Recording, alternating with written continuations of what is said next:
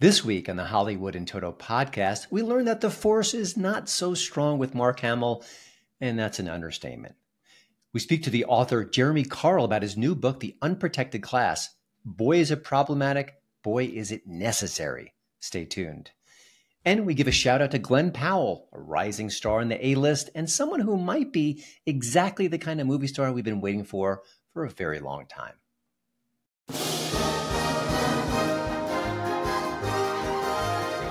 Welcome to the Hollywood and Toto podcast. Entertainment news and reviews without the woke Hollywood narrative. Free speech, free expression. Now that's entertainment. And here's your host, award-winning film critic, Christian Toto. Before we kick things off, I hope you'll subscribe to the Hollywood and Toto podcast. We are on iTunes, Rumble, YouTube, all the places. Not sure where you're listening at this very moment, but I hope you'll subscribe. This is independent journalism, gang, and it is not easy. It is not cheap, and it is tough to go against the big boys and gals in the media, but it's exactly what we're doing here. Others are doing it as well. It's a great age to be in the new media landscape. I couldn't be happier. And I couldn't be more happy that you're following the show, checking it out. We are growing. It is great to be on video at long last, and I really appreciate your support. Quick, name a kid who wasn't obsessed with Star Wars as a boy or a girl. The list is pretty small. I've talked to so many filmmakers who are just, whenever they would share their origin story, why did you decide to make films in the first place? More often than not, they'd cite Star Wars. So I was that kid. I didn't get into movie making. I'm into movie reviewing, but I understood the passion that everyone had for that great space saga. But for me, it was more specific. It was about Luke Skywalker, Mark Hamill. And as a kid, I loved Star Wars so much, I actually went to the theater to see Corvette Summer. Now, I haven't thought about Corvette Summer in many, many years. I don't think anyone has thought about Corvette Summer. It was a throwaway project that came out shortly after Star Wars. Oh my gosh, Mark Hamill's a movie star. Let's see what else he's got for us. Well, the movie wasn't very good. And I remember as a boy watching it with my buddies, and I think there was a scene where Annie Potts may have been either undressing or just looking a little more intriguing than usual. And of course, a bunch of little boys were curious about what that would translate into. Nothing too bad, of course, but that was the spell that Mark Hamill had on us. We'd go see any movie he was in. I loved Mark Hamill. Many people still do. You know, the nostalgia we have for classic movie stars, even decades after their most famous roles, it lingers. And now, when I see who he's become, well, it's hard not to feel a little bit jilted. Recently, Mark Hamill has been weighing in on the Trump assassination attempt, and more specifically, the wound that Trump suffered from being shot that day. Well, turns out that's high comedy, or at least the fodder for high comedy when it comes to the guy who once played Luke Skywalker. He mocked the bandage that Trump wore at a recent event, saying it was too big, too klutzy, too cumbersome. Now, I don't think that Mark Hamill's a doctor, and the doctors who have weighed in on this said, you know, with an ear wound, often you wear something that wraps around the head, not just the ear. So who are we to argue with the doctors? Who are we to make fun of a person who just survived an assassination attempt? But that's Mark Hamill in 2024. No force, no reason, no real wit, just anger, venom, and the real need to be seen on Twitter sharing some pretty ugly thoughts. And then, not to be outdone, is John Leguizamo.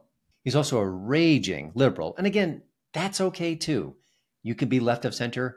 My wife is left of center. We're still married. But did John have to go here? And by here, I mean the conspiracy land. There are some people saying that Trump wasn't actually injured that day. This might be staged. It was a photo op. It's fake. It's phony. And to prove it, John Leguizamo showed a photograph of Trump in his ear in pristine condition. Ha ha! Gotcha, Orange Man Bad. Now it's too late. You're in trouble. Except the picture was from 2 years ago. And Community Notes on Twitter, the platform now known as X, called it out. What the hell? Really? Really? Now, I will say, in actors' collective defense, they've been less political in recent months. I think that's partly because they understand the industry is shifting. Streaming channels are suffering. They're in the red. Jobs are scarce in the industry. And now it's not so cool, not so safe to make fun of half of the country. So I think some of the temperature has been reducing in that regard. But there are some bitter clingers, and Mark Hamill and John Leguizamo are two of them. They just can't turn down the rhetoric. They can't turn down the hate. And they're so clouded with rage that they say pretty dumb things in the public arena. And sorry, we see it. We've got the receipts. I want to leave the last word to Anthony Cumia, great radio personality, of course, part of Opie and Anthony. He was on Compound Media for so long. I think it's called Compound Censored now. They've been changing things behind the scenes. But he had a really pithy tweet about Mark Hamill and who he once was and who he is today.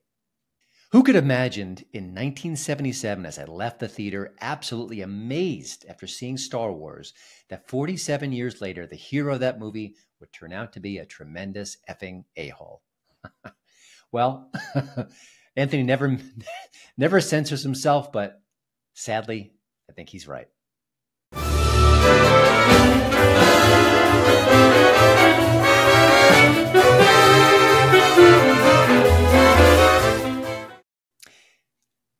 Whiteness, white privilege, white nationalism. White has become a dirty word, a slur, a way to categorize people without even getting a chance to know them, saying that they're bad. There's something wrong with them. Well, welcome to the new normal. That's what we live with.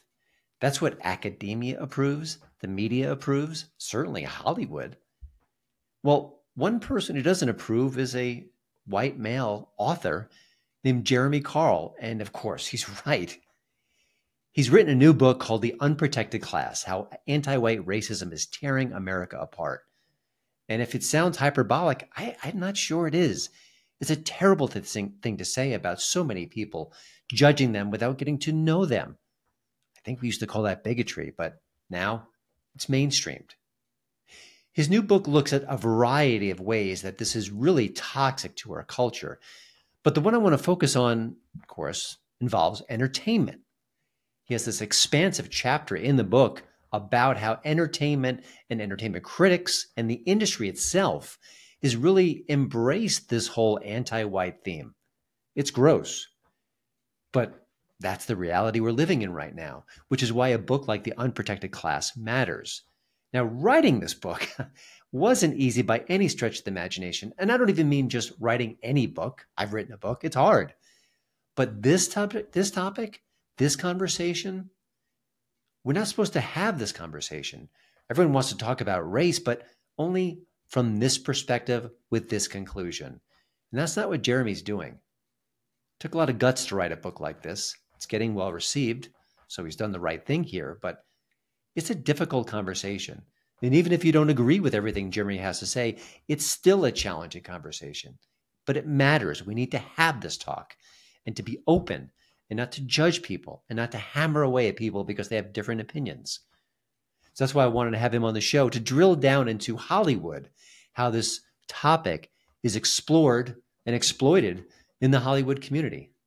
So I hope you enjoyed my conversation with Jeremy Carl. If you don't agree with it, that's okay. More voices, not less, as the great Andrew Breitbart told us so many years ago. It still matters. Well, thanks for joining the show. You know, I want to start at the very beginning in a sense, because covering this topic, it's not easy. I mean, you're really fighting against all these narratives that are in the public arena. You're fighting against the media, academia. I mean, I wouldn't wish this upon anyone to tackle the subject you have. You've done it very well, obviously, and it needs to be talked about. But how much trepidation did you have initially before launching into the Unprotected Class? Because it's just chock full of landmines from a cultural point of view.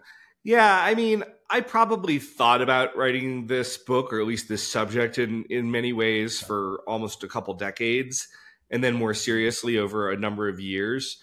And it just kind of came to the point that I really felt like I was the person who could do this. I felt like I was the person who was situated to do this. I felt like I could do it in a responsible way.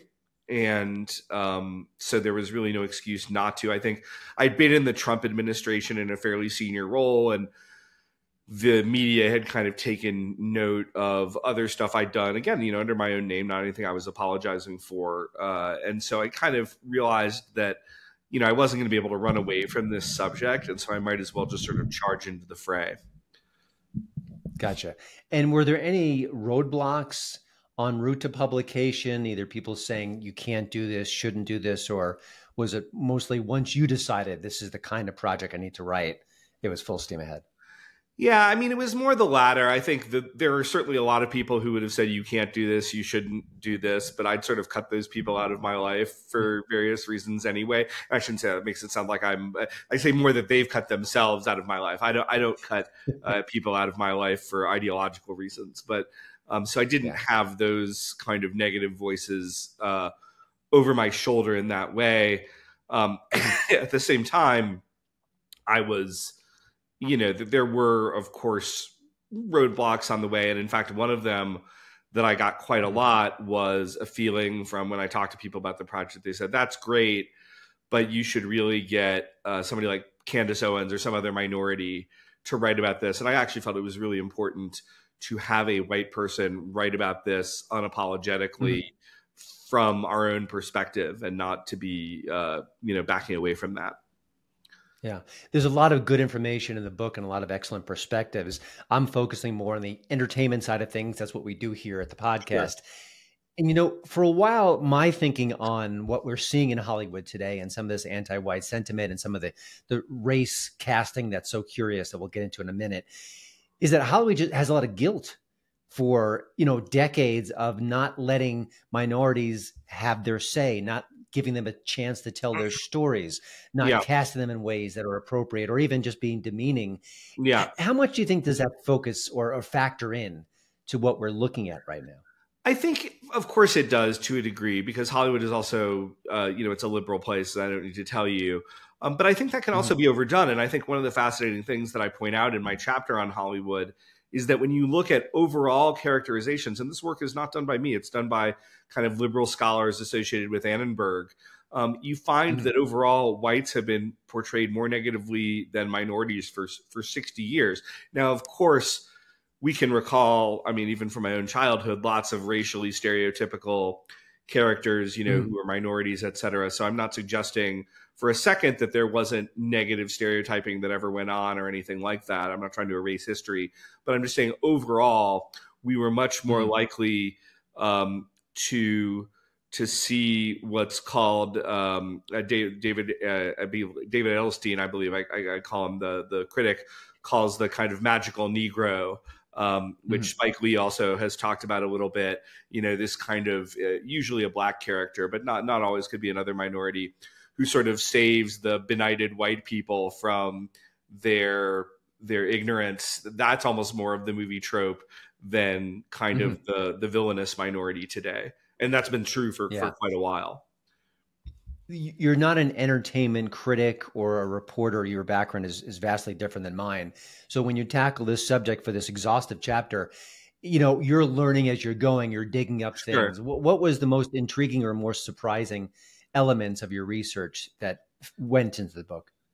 Yeah, I think it was actually the statistical information on just sort of how long we'd had more negative portrayals of whites in the movie. I think also some of the stuff I talk about Madison Avenue, which is, again, not strictly obviously entertainment, but is very aligned, and some of the very interesting research that's been done. Again, a good bit of it by minority scholars, and none of it particularly by people who are conservatives, that sort of show. There's a Twitter feed. I think it's I mentioned in the book. It's called something like "White People Are Stupid in Commercials," and that it's just like this stereotype almost of the clueless white guy in commercials that we've been doing for decades now. And I think the pervasiveness of that was maybe the most surprising. And I'm certainly not an expert in this. I don't live in this, but at the same time, it's a subject I've always been interested in, and I do have some knowledge of Hollywood's racial history going back to Birth of a Nation and before.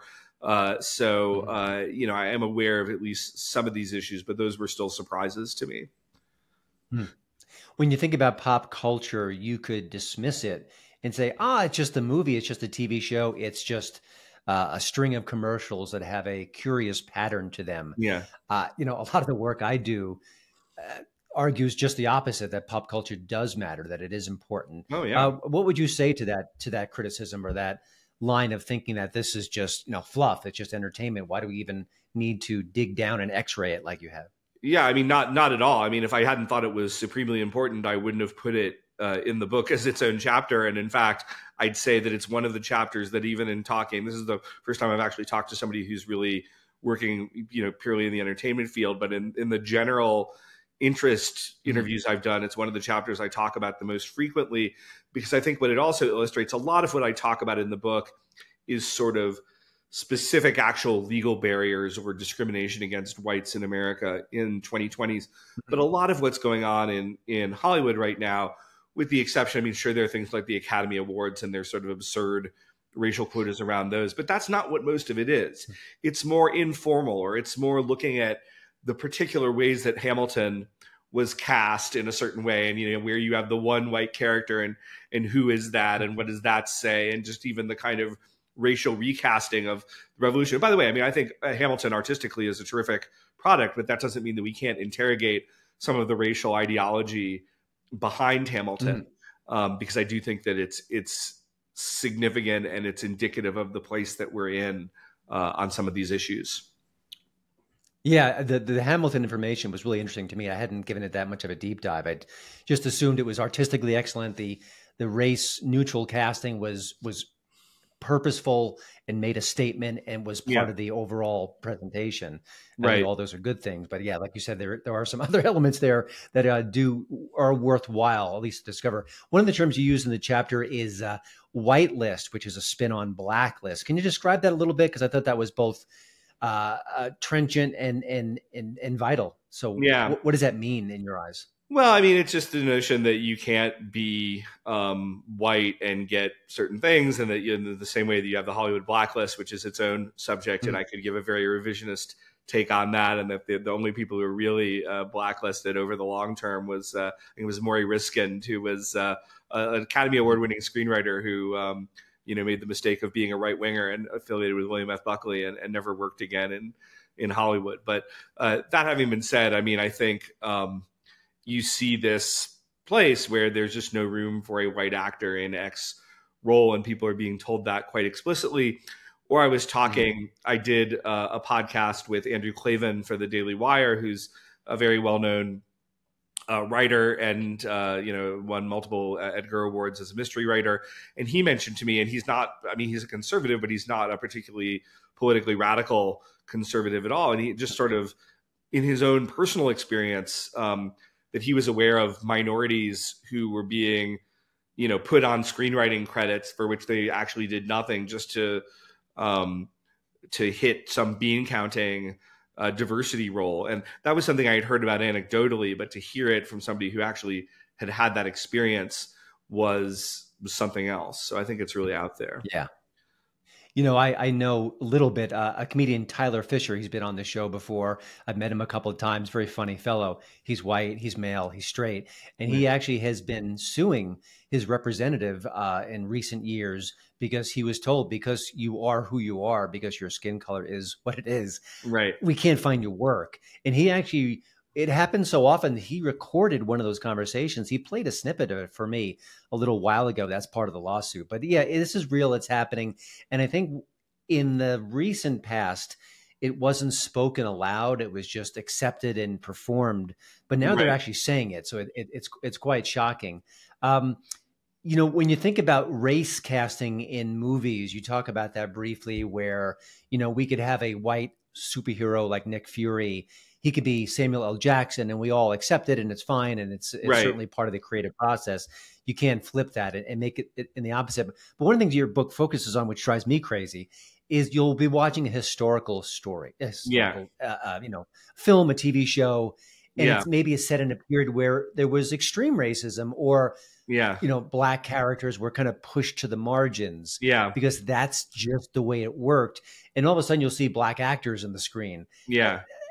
I find that exasperating. I understand you want to give more opportunities, but Right. certainly a bridge too far for me as an artist. What's your perspective on Yeah, that? I mean, I feel the same way. I mean, I think I'd almost even rather see, like, I don't think I'd rather see people made up to look like another race, but it would almost be better, right? Like, because it's truer to the history. And I use an example to me of one particularly ridiculous thing to me, of this minority actress who was cast as Eliza Doolittle in My Fair Lady, and was kind of very, sort of upset that some critic couldn't get over that. And to me, I mean, if you understand the story of My Fair Lady, it's so much about her as a Cockney English woman, a very specific, ethnic and cultural and class identity in a particular time in Britain.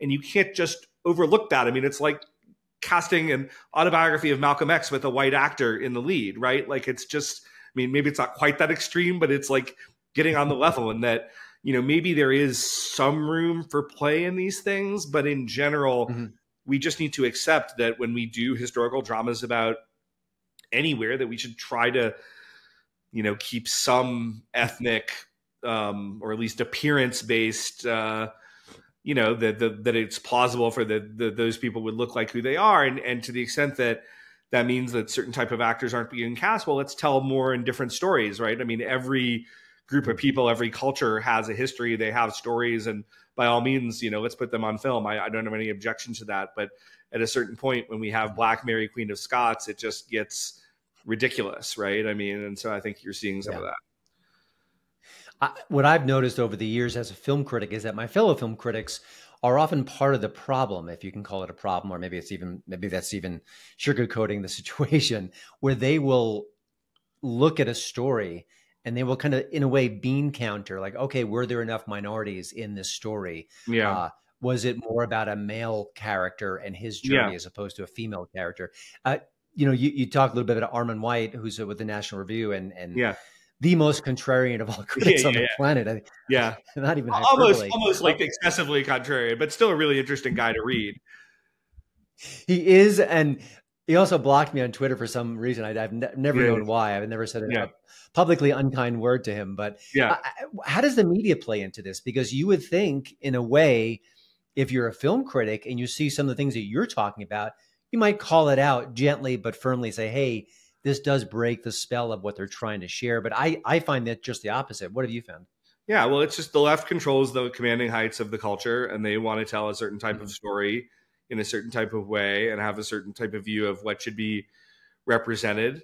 And by the way, I'm not saying that certain people with access to power or stories are not getting their stories told more often, historically. But at the end of the day, for the most part, right? I mean, you've spent time in Hollywood. I've had family and friends who spent time in Hollywood. It's not show friends, it's show business. And, as I think, I point out, right, like, the Medea movies don't get made again and again because they're like some artistic pinnacle of greatness, but because there's an audience who will pay to buy tickets. And so, of course, that's not even a slight on Tyler Perry, right? He's telling a story that an audience wants to hear, and so he gets to make his movies, right? Like, Hollywood is not in the business of leaving $20 bills lying on the ground.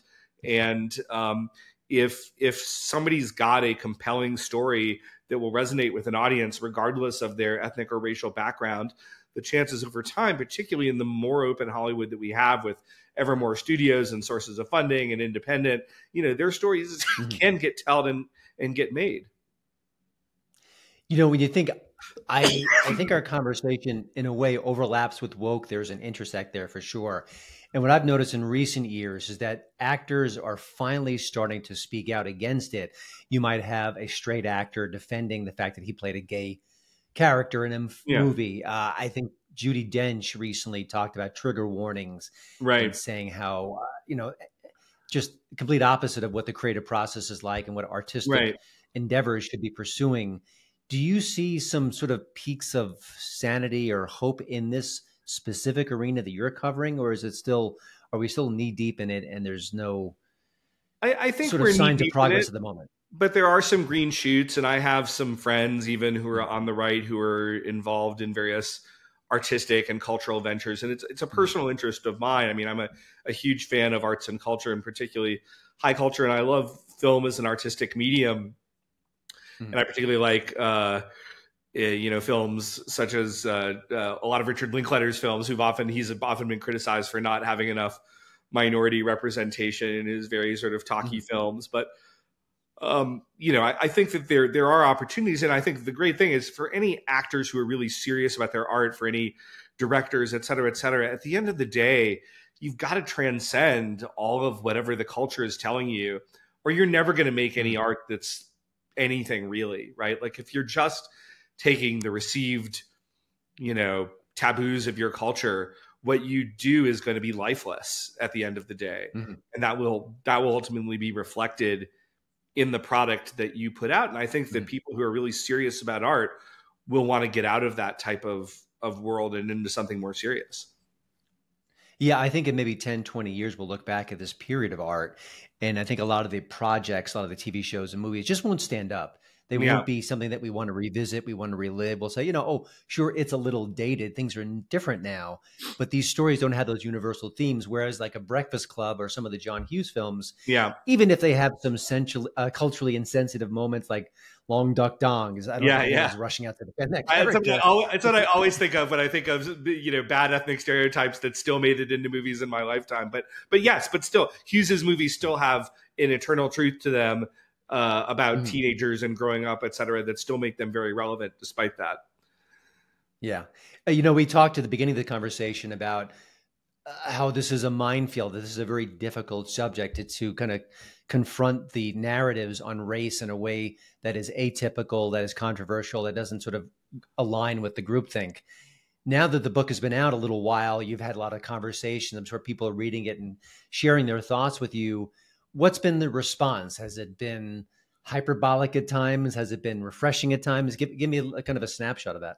Well, it's been great, particularly from my end. I mean, obviously, I'm a conservative, and I think I've been really gratified and delighted by how the book has been received, certainly on the right, not just because I've gotten folks like Tucker Carlson or Victor Davis Hanson or Charlie Kirk or Chris Rufo or other various conservative luminaries who were kind enough to endorse the book, but I think just ordinary people, and I've talked about it before, large groups of members of Congress and staffs. And I'd say even more than all of that, one thing that I've really appreciated and was maybe not expecting is every time I do a public event around this book, I will have usually young white kids come up to me and say, gosh, thank you. I'm so glad somebody is speaking out on this. This is a huge issue. It's the biggest issue that I'm facing right now in my life. And so that's been really gratifying. And the book sold really well. I'm in my third printing, which if you know something about the publishing business is good, right? Like it means people are buying the book. Yeah. And so, and that's been great. On the left, their strategy to this point has been mostly to ignore it. Because I don't think they really want to have this conversation. I have had some sniping from Axios and New York Magazine and some others. And I expect as the book has continued to kind of gain momentum that I'll get more of it. But, I'd actually love to. The book is actually written in a very moderate tone. And it's something I'm actually quite proud of. This is not, there's a phrase, res ipsa loquitur, that we use in the law that means the thing speaks for itself. And so I didn't feel like I needed to be sort of overheated in my rhetoric that I used. I could just sort of describe what was going on in a very just the facts, ma'am type way. I would love to have more serious engagement from folks on the left. I would love to have a conversation with folks on the left in the creative community about this issue. And, and I'm not going to kind of, again, running around screaming. I just want to have a very serious conversation. And so I hope that this book will help spur those types of conversations. Well, let's wrap it up by digging a little bit deeper into that, which is you're kind of giving me the perfect segue. How do we have those conversations? You've already talked about, not being hyperbolic to being rational. Yeah. But let's go deeper. How do we, because I think even bringing up this conversation in polite company can be a conversation ender. Right. It can make people feel uncomfortable. Yeah. But again, we need, they always say, let's have a conversation about race, but you can't talk about this and you can't talk about that. Yeah. And if you go here, you're a racist. So how do you recommend we explore this topic amongst friends on social media with progress and not roadblocks?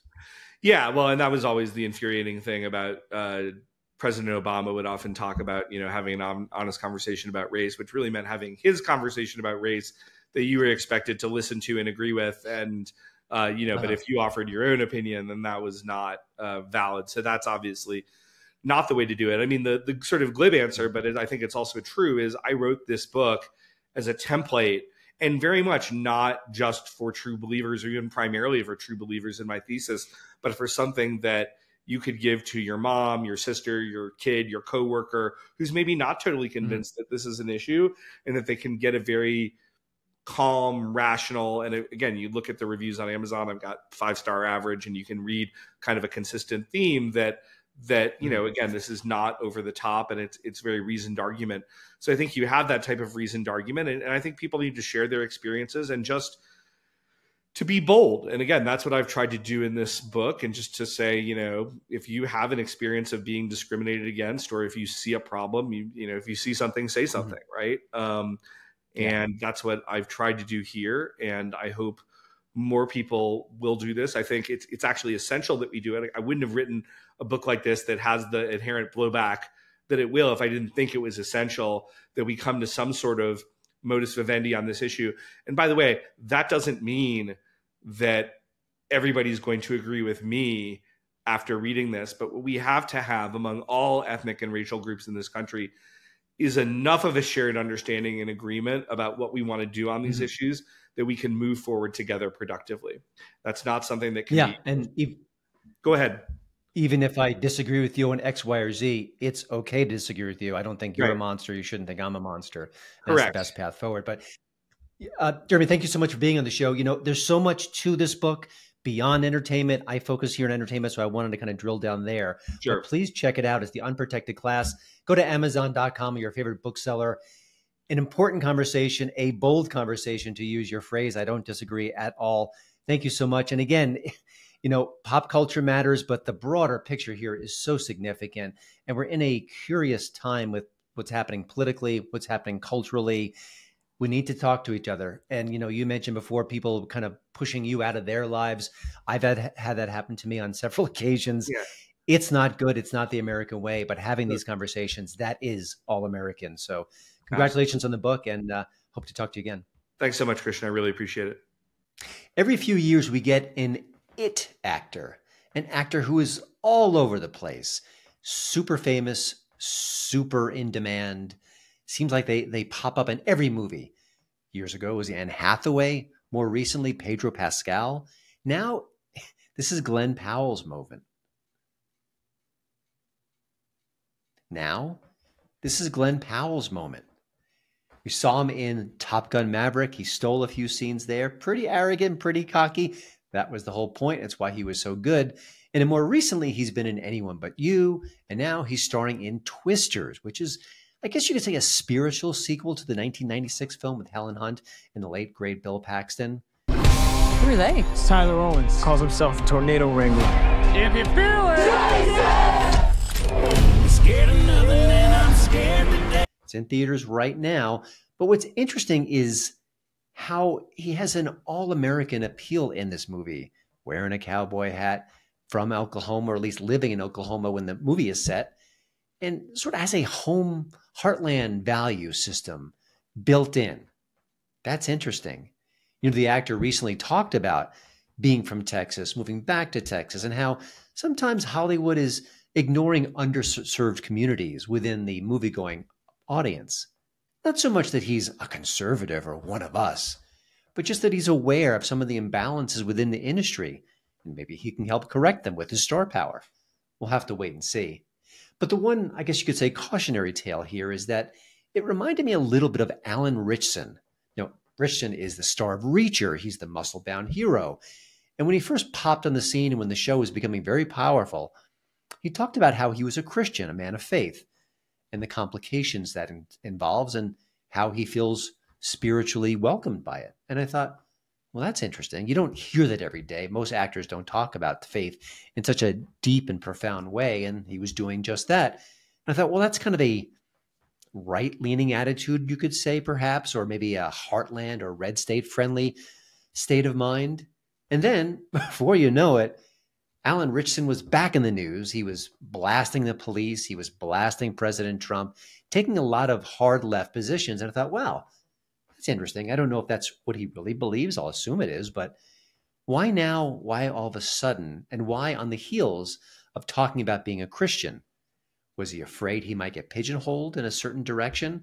Was he afraid if he didn't say the right things and read from the right script, maybe his future, his ceiling might be capped? I don't know. It sounds cynical, it sounds skeptical, but I've been covering this field for about 20 plus years now. I don't think it's out of bounds. So I wonder where Glen Powell goes from here. He may keep making movies, keep being successful, but I wonder if he might feel a little blowback behind the scenes about taking positions about Texas, red state Texas, about underserved communities in the public. I don't think that's reading from the script. Now, I hope Glen Powell continues to have success. I hope he continues to make good movies. But I do wonder what he'll say next, at least the next time the microphone's in front of his face. Will he double down on the underserved comments? Will he praise Texas to the hilt? Or will he say something more in line with Hollywood and more in line maybe with even Alan Ritchson? We'll have to wait and see. But for now, I recommend Twisters. It's a little over the top at times. I don't think we technically needed a sequel, spiritual or otherwise, but as blockbuster entertainment goes, it's got some good stuff in there. Fine performances, a honky-tonk soundtrack, I didn't see that coming, and also CGI has improved dramatically from the 90s until now, and that's nothing but a plus. So check out Twisters. Let's see where Glen Powell's career goes next, and let's just hope he doesn't have to demean the people that he says may be underserved at the moment. Well, that's it for the show this week. Thank you to Radio America for having me as part of their spectacular podcast lineup. And while I have your ear, I hope you'll check out HollywoodinToto.com. It's its 10-year anniversary. Technically, I started it in August of 2014. So next month is the official birth date of the website. But like this show, it is the right take on entertainment, no woke, free speech friendly. And if you're a left of center person who loves entertainment and may be curious about the site or the show, welcome aboard. Love to have you. Let's agree to disagree, but I think we're going to agree more than you think. So check out HollywoodinToto.com. And of course, stay cool, stay safe, and have a wonderful week.